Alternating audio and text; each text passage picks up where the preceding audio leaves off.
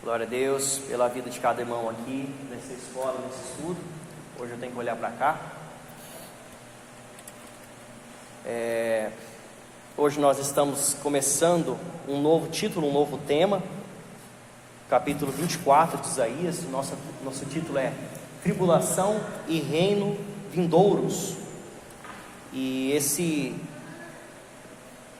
título, ele tem um subtítulo que chama Apocalipse de Isaías.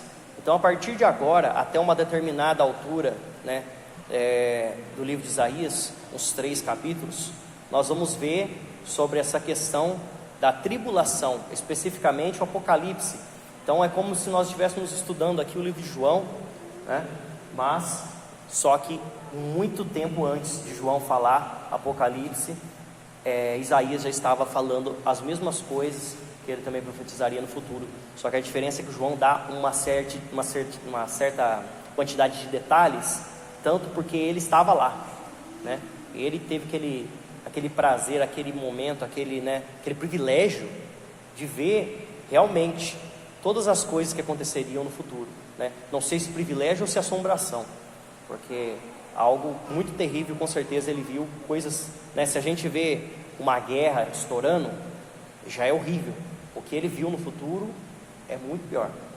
Então vamos lá para o capítulo 24, e nós vamos fazer a leitura naquele esquema, meu lado direito, central e esquerdo ali.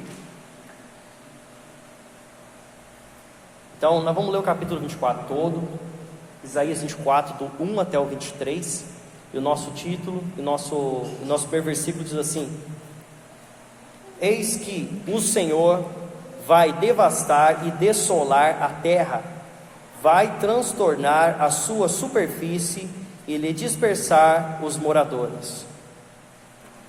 Amém. O primeiro versículo, pode passar aí.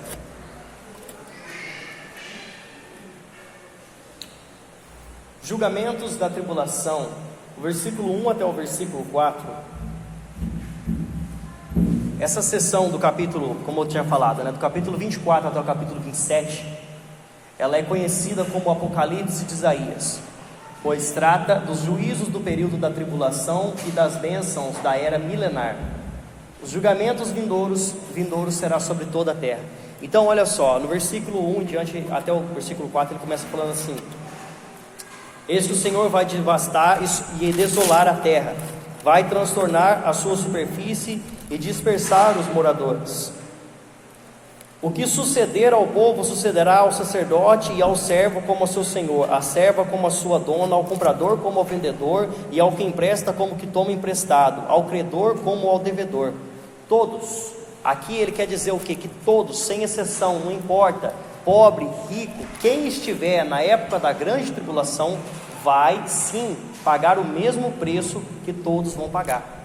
Então essa época aqui vai ser uma desolação. Olha a forma que ele fala: vai devastar e dessolar a terra, transtornar a sua superfície e dispersar os moradores. Então, na época da grande tribulação, como nós vamos ver aqui, vai ser uma época terrível, vai ser uma época de dor, sofrimento, choro, não haverá alegria para ninguém, A palavra de Deus fala que quando Deus buscar a sua igreja, com ela sobe o Espírito Santo. Por que sobe o Espírito Santo? A palavra de Jesus, ele disse assim para os seus discípulos: quando eu subir, eu não vos deixarei só, eu vou deixar com vocês um Consolador, o Espírito Santo. A palavra de Deus fala que o Espírito Santo de Deus, ele é como um penhor. O que é um penhor? O penhor é assim: quando você vai comprar algo, você não tem o dinheiro para bancar aquilo ali, você deixa uma coisa de valor alto penhorada no lugar. Então vamos falar assim: Jesus te deu a salvação da vida eterna. A garantia que Ele vai te salvar, a garantia que Ele vai te levar junto com Ele no dia do chamado, é que Ele vem buscar o Espírito dele junto com você. Ele quer o Espírito dele de volta, é o penhor. Então ele vai pegar o Espírito e vai levar a igreja junto. E aí que é o detalhe: quando Jesus tira o Espírito Santo dele da terra, a coisa pega fogo. Aqui na terra vai ser só sofrimento, porque o que mantém o equilíbrio das coisas aqui, o que mantém a paz, é o período da graça. Espírito Santo de Deus saiu da terra, acabou a graça, acabou a misericórdia, acabou tudo que era bom. Agora só resta o julgar de Deus sobre a terra, e aí vai ser, né, os inimigos de Deus solto. Pega um pedestal, solto para a época da grande tribulação. Então, meus irmãos, o versículo 3 ele continua falando assim: a terra será de toda devastada e totalmente saqueada, porque o Senhor é quem proferiu esta palavra. Uma coisa que eu falo, nós não temos que temer o inimigo, nós não temos que temer o homem, nós temos que temer a Deus, porque tudo está sobre as mãos de Deus. O inimigo está sob as ordens de Deus. O inimigo não faz nada que Deus não permita que ele faça. A vida de Jó foi assim, não foi? O inimigo estava lá tocando na vida de Jó. Tirou os filhos, né? Tirou a saúde, tirou os bens, tirou a riqueza, tirou a casa. Só não tirou a esposa e nem a vida de Jó, mas de resto, tudo. Mas porque Deus permitiu que o inimigo fosse lá e fizesse isso. Se ele falasse para o diabo: não, você não vai fazer nada, ele não faria nada. Ele não tem essa autoridade. Então, como aqui fala da mesma forma, a terra pranteia e se murcha, o mundo enfraquece e murcha, enlasquece os mais altos povos da terra. Então não importa, povo forte, povo poderoso, não importa quem seja, aquilo que for acontecer aqui na época da grande tribulação, todos que estiverem aqui vão ver o poder de Deus de fato. Então, esse é o momento que aquele que não acredita em Deus vai ver quem é Deus de fato, né? Vai ver quem é Deus na realidade. Então, pode passar? Está dando o microfone.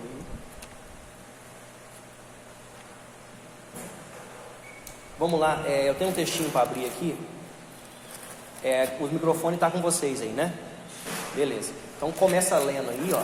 Nós vamos abrir lá em Gênesis capítulo 9 e nós vamos ler do 8 até o 17.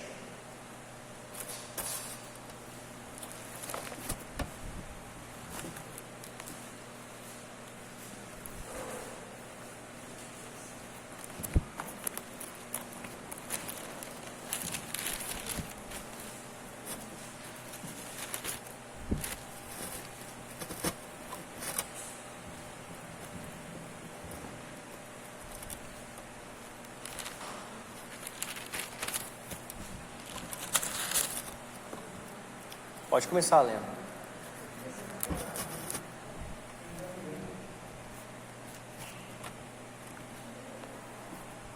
Diz também Deus.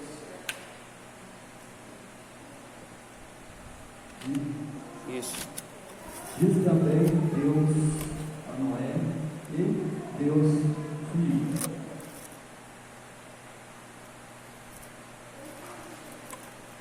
E eu, eis que estabeleço o meu conserto convosco e com a vossa semente depois de vós, e com toda a alma vivente, que convosco está, de aves, de redes, e de todo animal da terra convosco, desde todos que saíram da arca, até todo animal da terra.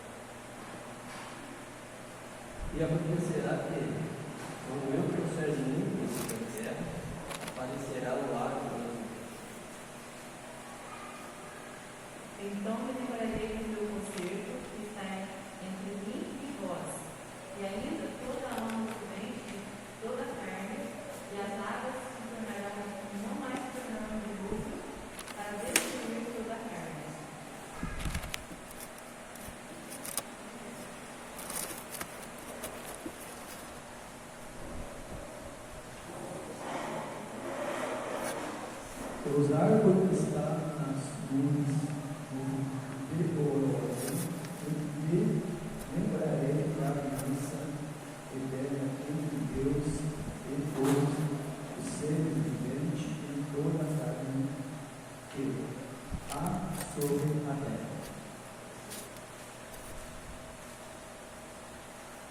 E disse Deus a Noé: Este é o sinal do concerto que tenho estabelecido entre mim e toda a carne que está sobre a terra. Até o 17? Beleza. Então, a palavra de Deus fala de uma grande aliança que ele fez com Noé. Essa aliança é o que nós vemos hoje, que é o arco-íris, né? Então ele fala que ele estabeleceria esse arco sobre as nuvens em sinal da lembrança daquilo que tinha acontecido, né?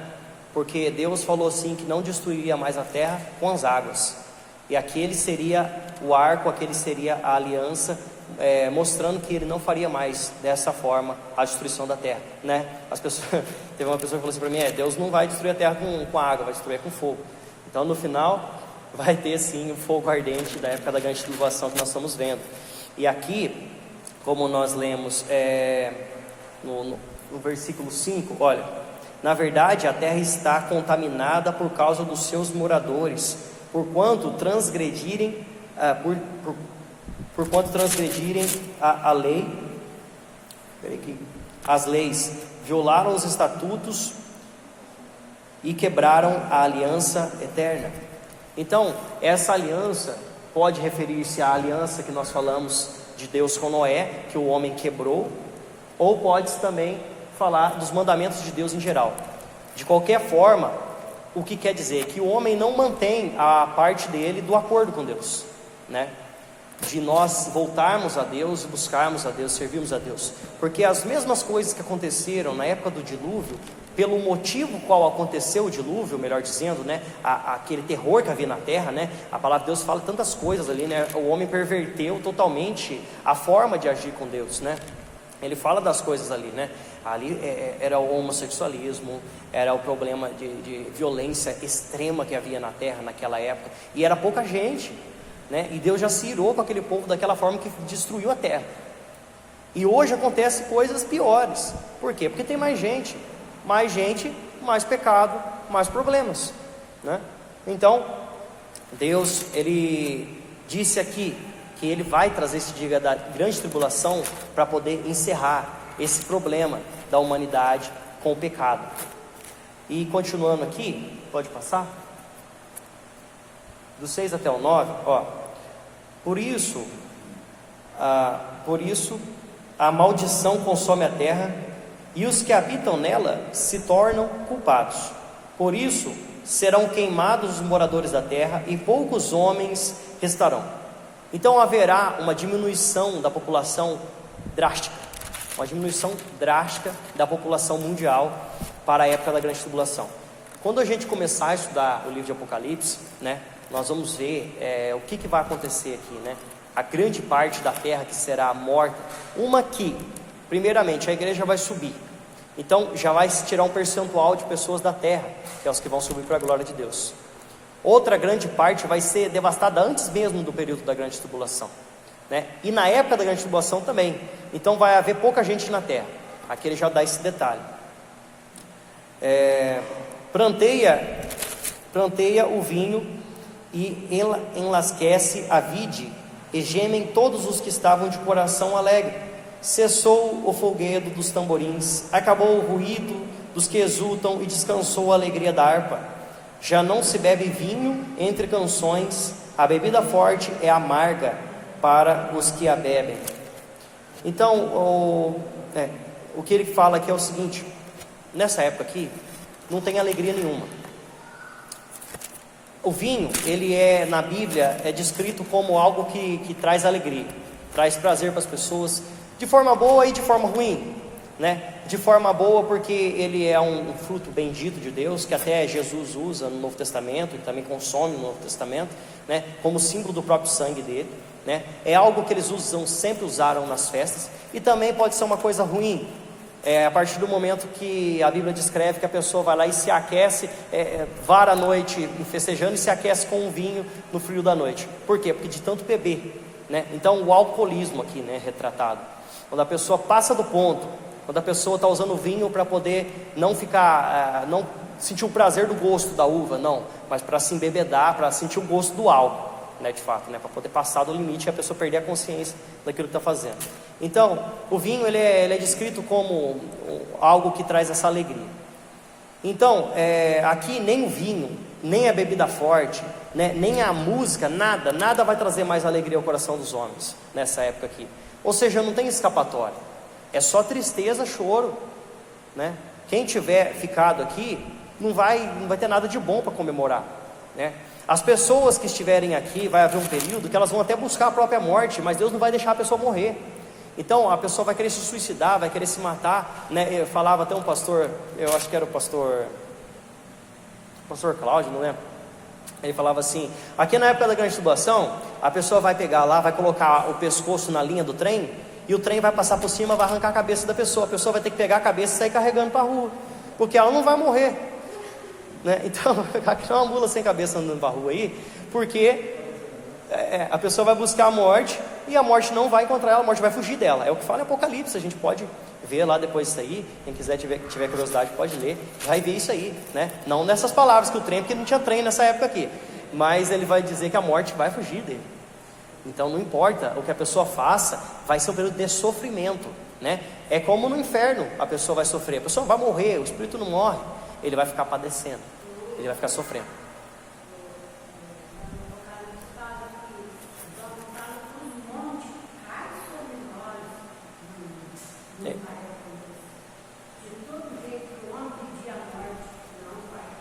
Exatamente, né?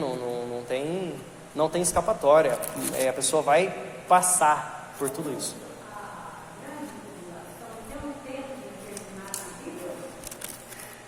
Tem os tempos dos milênios, né? Tem os períodos tudo certinho lá, eu não vou lembrar de cabeça. Tem essa época, tem a época do milênio de paz, né? Depois da grande tribulação, tem tudo isso aí. Então, depois, mais para frente, nós vamos estudar assim o livro de Apocalipse, né? Para a gente ver essas épocas, essas coisas tudo certinho, porque a garrafa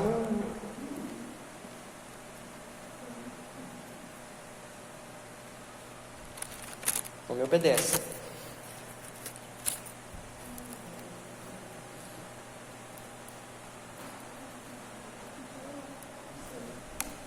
Então, não queira estar aqui para descobrir como é que vai ser, né?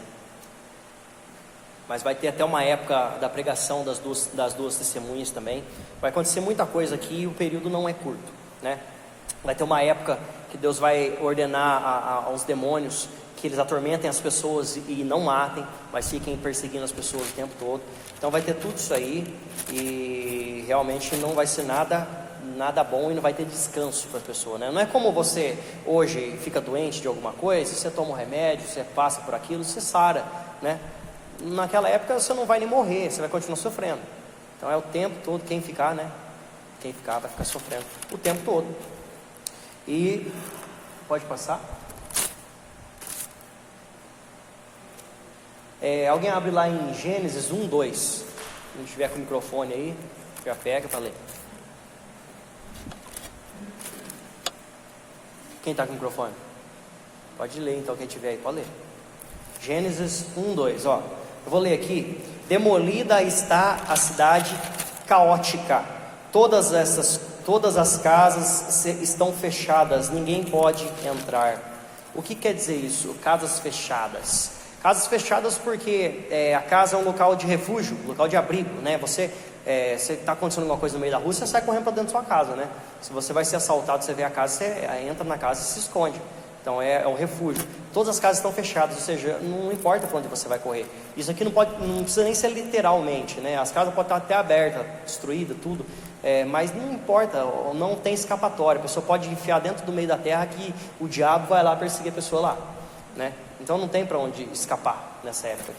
E essa palavra caótica, né? Ela é o mesmo termo em hebraico, não em português, tá? Em hebraico, o mesmo termo, a mesma palavra, ela é usada lá no início da criação. Pode ler? E a terra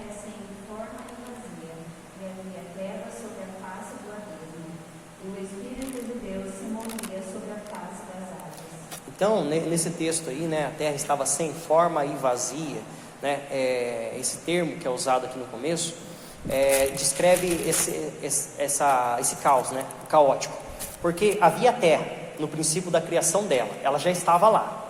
O que princípio é esse que Deus fala então na Bíblia? No princípio criou Deus os céus e a terra. Espera aí, havia a terra que Deus já tinha feito antes desse princípio. Esse princípio é o princípio da criação humana, é o princípio do surgimento desses tipos de animais que nós vemos hoje, da plantação que nós conhecemos hoje, das aves, né, e nós.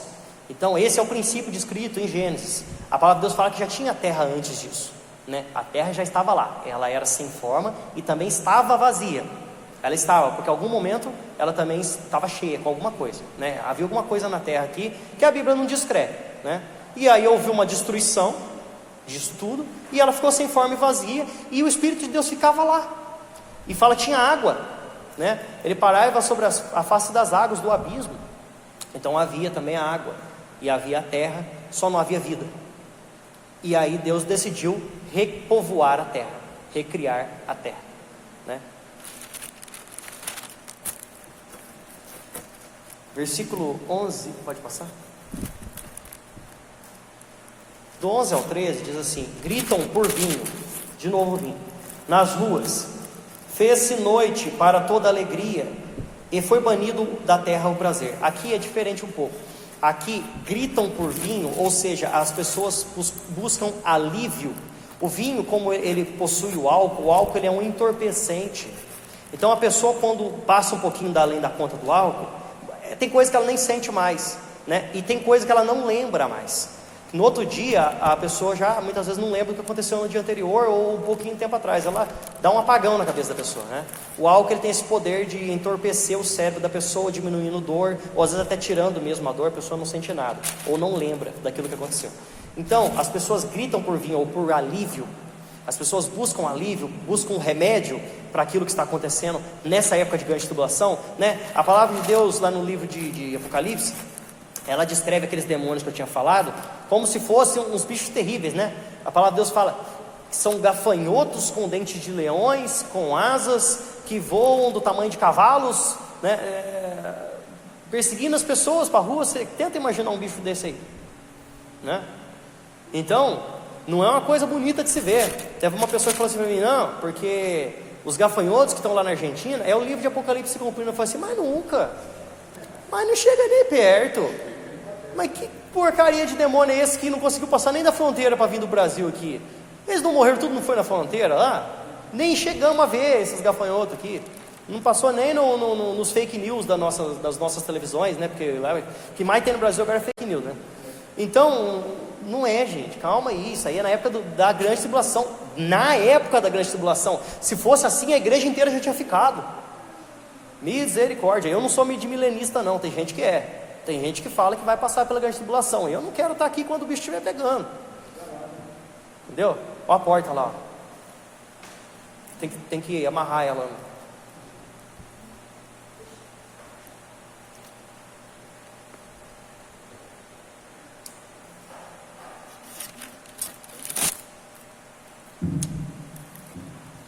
Na cidade reina a desolação, e a porta está reduzida a ruínas, porque será na terra, no meio destes povos, como o varejar da oliveira e como o rebuscar, quando está acabada a vindima. A vindima é o período da colheita. Então, quando acaba, ou seja, não tem mais nada de bom para você colher, está só aqueles restos, né, que caem no chão, as folhas, o resto dos alimentos que caem lá, é uma desolação, né, como se estivesse vendo um caos ali. E aqui ele fala também opa, não para, a porta.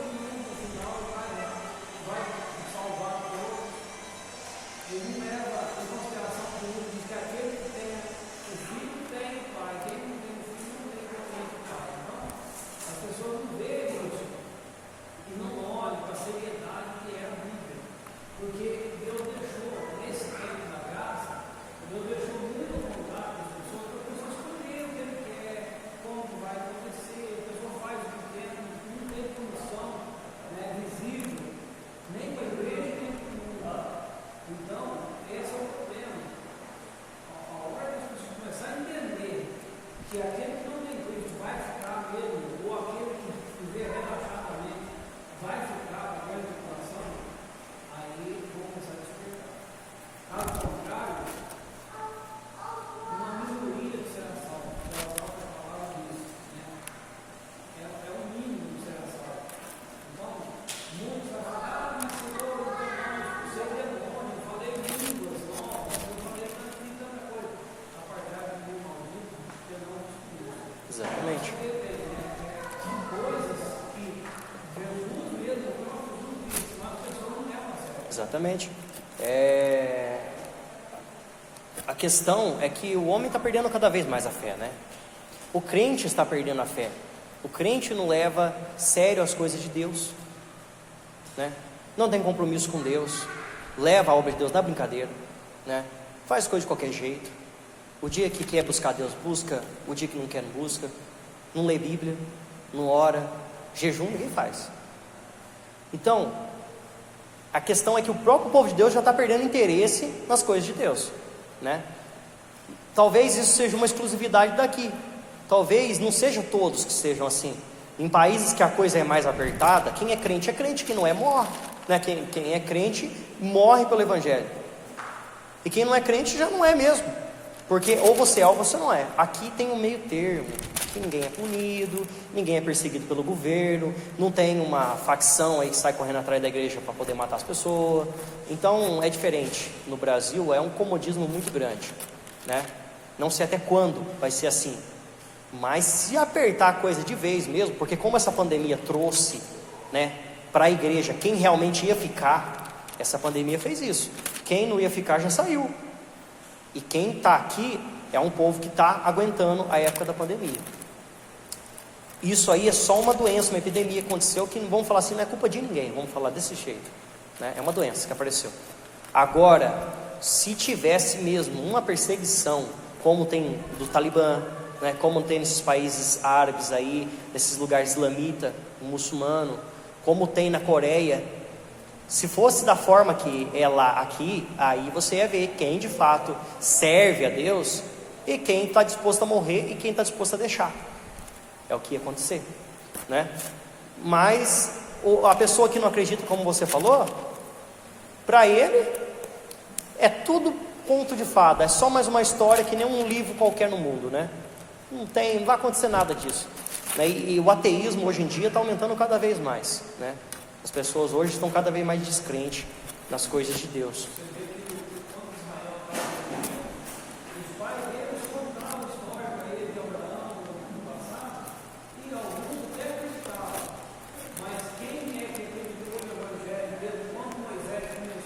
Na época de Moisés.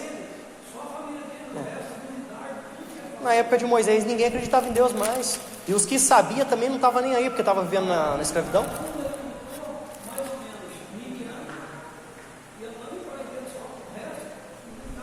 Exatamente. Exatamente. Aqui ele fala uma coisa interessante, no versículo 12. Na cidade reina a desolação e a porta está reduzida a ruínas. Por que fala a porta? Porque essa porta aqui que ele está falando é a entrada da cidade. No muro, né? Havia os muros que protegiam a cidade e tinha uma porta de entrada. Essa é a porta que ele está falando que está em ruínas, é a entrada da cidade, ou seja, a proteção da cidade. Porque aquela porta ali, geralmente ela era assim. Ela era uma porta de madeira muito grossa, né? Com uma trava grande, e tinha uma porta de ferro também por trás, uma grade para poder cercar, né? Se quebrasse aquela porta, tinha outra, no caso de uma invasão. Então, é como você vê nos filmes, naqueles castelos, é mais ou menos daquela forma lá.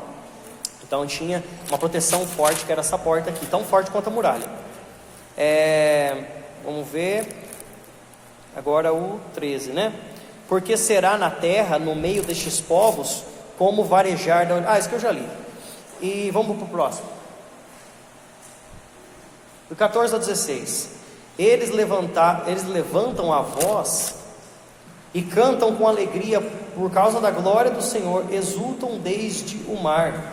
Por isso glorificai ao Senhor no oriente e nas terras do mar o nome do Senhor, do Deus de Israel. Dos confins da terra ouvimos cantar glória ao justo. Peraí, Nós não estamos falando que aqui vai ter uma grande desolação, que as pessoas vão estar sofrendo isso e aquilo. Você sabe quem que é isso aqui? É um povo que vai ficar na terra aqui, que era da igreja, mas ficou. Essas pessoas aqui, né, eles são pessoas tementes a Deus, que no período da tribulação que se alegrarão ao ver Deus, por fim, julgar o mal, porque Deus vai estar julgando o mal na terra. Por isso que vem o período da grande tribulação, né? Ainda que elas próprias estejam expostas a tais julgamentos, elas vão estar aqui, aí elas vão lembrar de que elas de fato não serviram a Deus de forma coerente, mas vai haver alegria no coração delas, porque vai ver que existia esse Deus de fato, né? Elas, apesar de ficar, elas vão ver Deus julgando o mal e acabando com a iniquidade sobre a terra. Então vai ficar muita gente aqui, né? Gente que eu falo, do povo de Deus, do povo que era para ter subido, mas ficou. E apesar de tudo isso, elas ainda vão se alegrar, porque vão ver Deus de fato agindo com justiça contra pecado, contra o mal sobre a terra.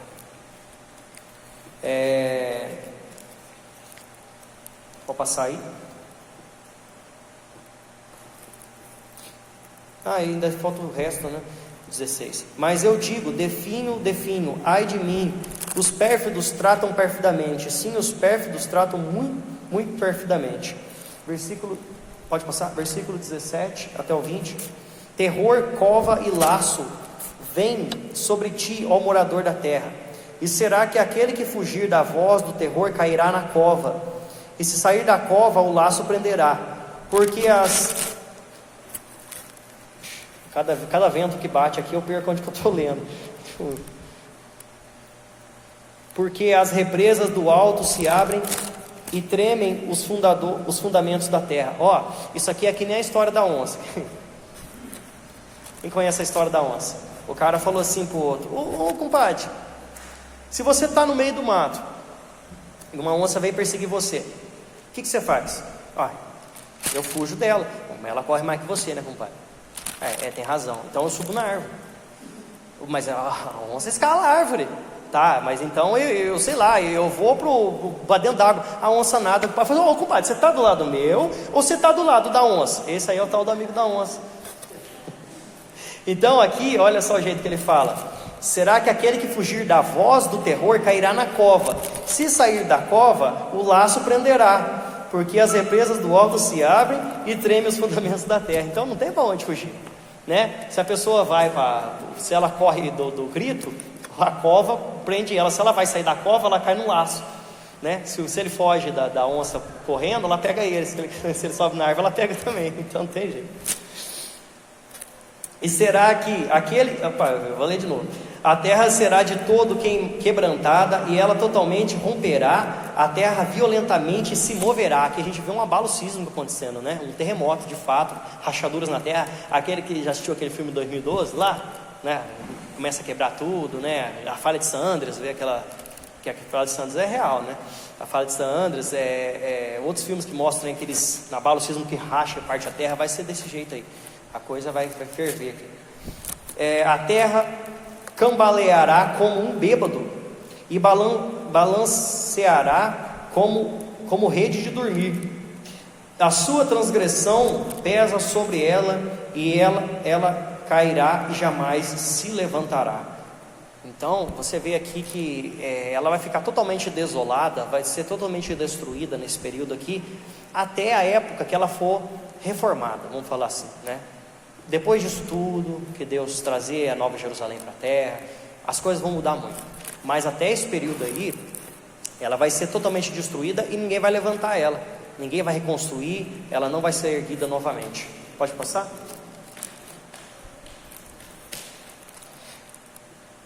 Alguém abre para mim aí, 1 Coríntios 6:3.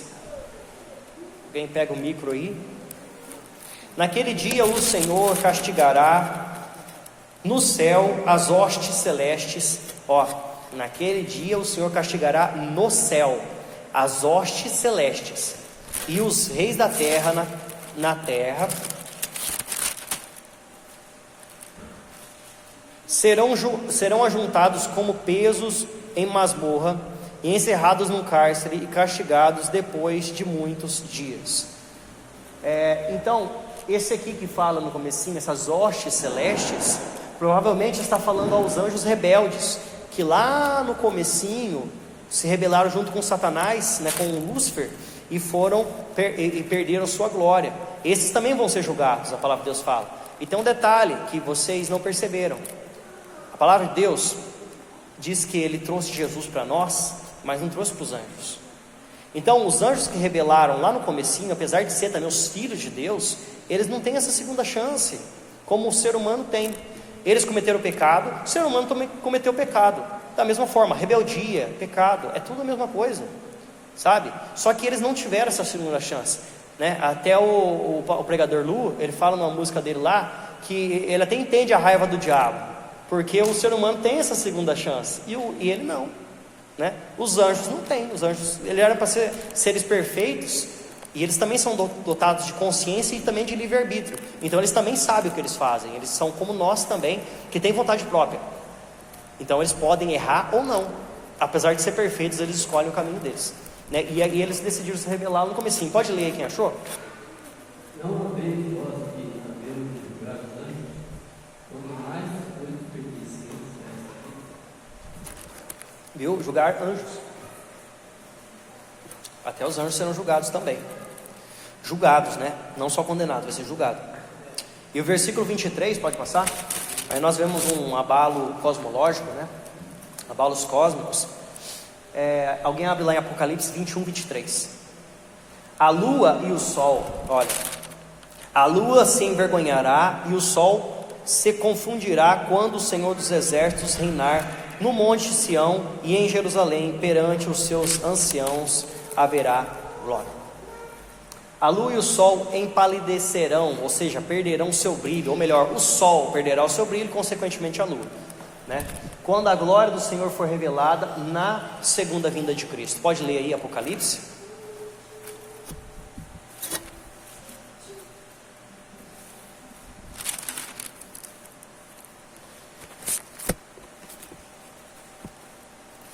E a cidade não necessita do sol, nem a lua, para que nela resplandeça, porque a glória de Deus tem iluminado e o Cordeiro na sua glória.